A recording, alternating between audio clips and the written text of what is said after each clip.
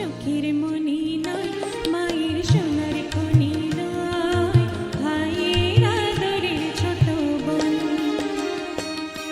একটি বিলার তার মোরা একটি সংসার, দুজনে বড় যে আপন,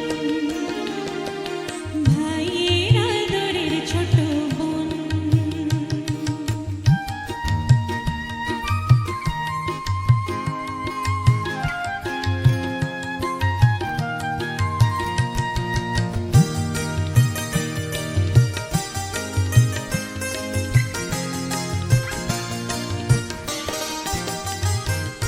মুক্ত মানিক নিয়ে স্বপ্নের সদাগর আসবে ভরিয়ে দিতে আমাদের ছোট্ট ঘর। মুক্ত মানিক নিয়ে স্বপ্নের সদাগর আসবে ভরিয়ে দিতে আমাদের ছোট্ট ঘর। শিশুক পুরা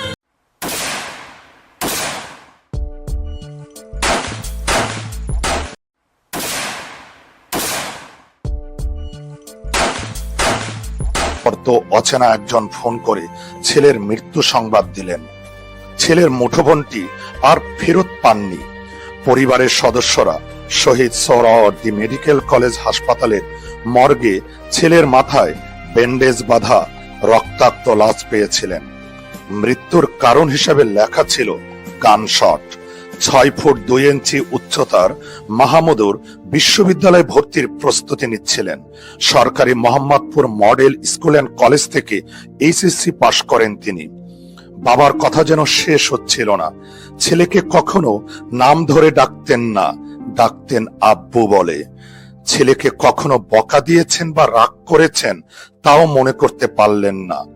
বাবা সেদিনের কথা উল্লেখ করে বললেন, শুক্রবার দুপুরে হঠাৎ করে আমার বুকে ব্যথা শুরু হয়। তখন ব্যথার কারণ বুঝতে পারি নাই, এখন বুঝি। আমি তো বাপ, ছেলে মরে যাচ্ছে, তাই হয়তো তখন বুকে ব্যথা শুরু হয়েছিল। সেপ্টেম্বরের 11 তারিখ মাহমুদুরের বয়স হতো 20 বছর। বাবা বলছিলেন, এবার ঈদে ছেলে টিউশনির টাকা দিয়ে একটি শার্ট কিনে দিয়েছিল। ঈদের আগেই সেই পোশাক পরে ছেলেকে বলেছিলেন, আজ থেকে আমার ঈদ শুরু হয়ে গেছে। কান্নার দমকে প্রথমে কিছু স্পষ্ট করে বলতে পারলেন না মাহমুদুর রহমানের মা আফরোজা রহমান। পাশে বসে মাহবুবের রহমান স্ত্রীকে জড়িয়ে সান্ত্বনা দিতে গিয়ে নিজেও কান্নায় ভেঙে পড়লেন। ঈদে ছেলে মাকেও জামা কাপড় কিনে দিয়েছিলেন। দর্জির কাছে জামা সেলাইয়ের জন্য আলাদা টাকাও দিয়েছিলেন। সেই জামা বানানো হয়নি এখনো। মা জানালেন, 19 জুলাই শুক্রবার দুপুরে নামাজ পড়ে এসে ছেলে ভাত খায়, তারপর চাবি নিয়ে দোকানে যায়। এরপর একবার শুধু বাসায় এসে ছেলে জানিয়েছিল তার এক বন্ধুর পায়ে গুলি লেগেছে। একথা বলেই বাসা থেকে বের হয়ে যায়। মা তখন নামাজ পড়ছিলেন বলে ছেলের সঙ্গে কথা হয়নি। আফরোজা রহমান বললেন, সেদিন এত দুর্যোগ নেমে আসবে ভাবিনি, জানলে তো ছেলেকে ঘরে আটকে রাখতাম। শাহরিনা আফরোজ আর সাবরিনা আফরোজের আদরের একমাত্র ভাই ছিলেন মাহমুদুর রহমান সৈকত। 2 বোন আদর করে সৈকতকে টুনা ডাকতেন। ভাই নিহত হওয়ার পর ফেসবুকে সাবরিনা আফরোজ ভাইয়ের ছোটবেলার ছবি দিয়ে এক পোস্টে লিখেছেন, ছবির ছেলেটা আমার ভাই, আমাদের 2 বোনের একমাত্র আদরের ভাই। আমরা ওকে কি পরিমাণ ভালোবাসি এটা হয়তো কখনো আর তাকে বলাই হবে না, সুযোগ করি।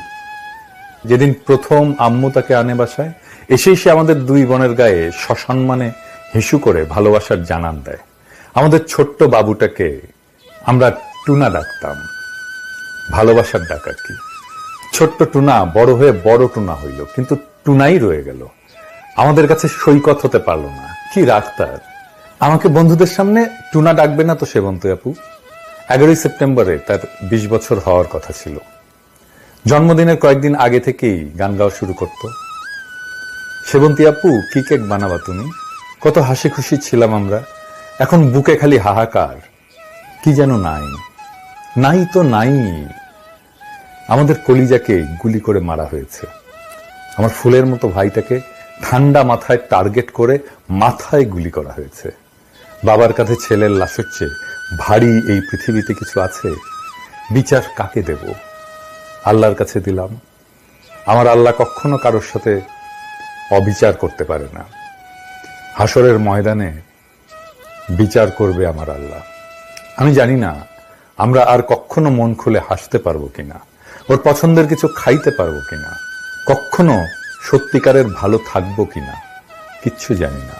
শুধু জানি আমার ছোট্ট ভাইটা নির্দোষ।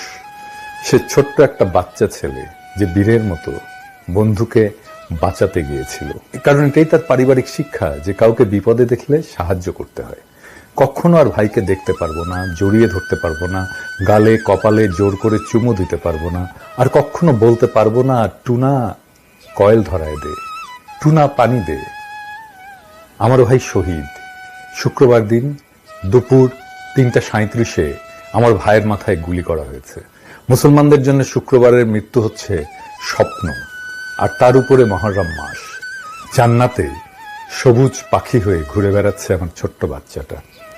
আমরাও অপেক্ষায় আছি কবে পাখির সাথে দেখা হবে আবার। বিশেষ দ্রষ্টব্য, সবাইকে জানাতে চাই আমার ভাই শহীদ, ও নিষ্পাপ। সবাইকে জানাতে চাই সে কখনো কারো ক্ষতি করেনি।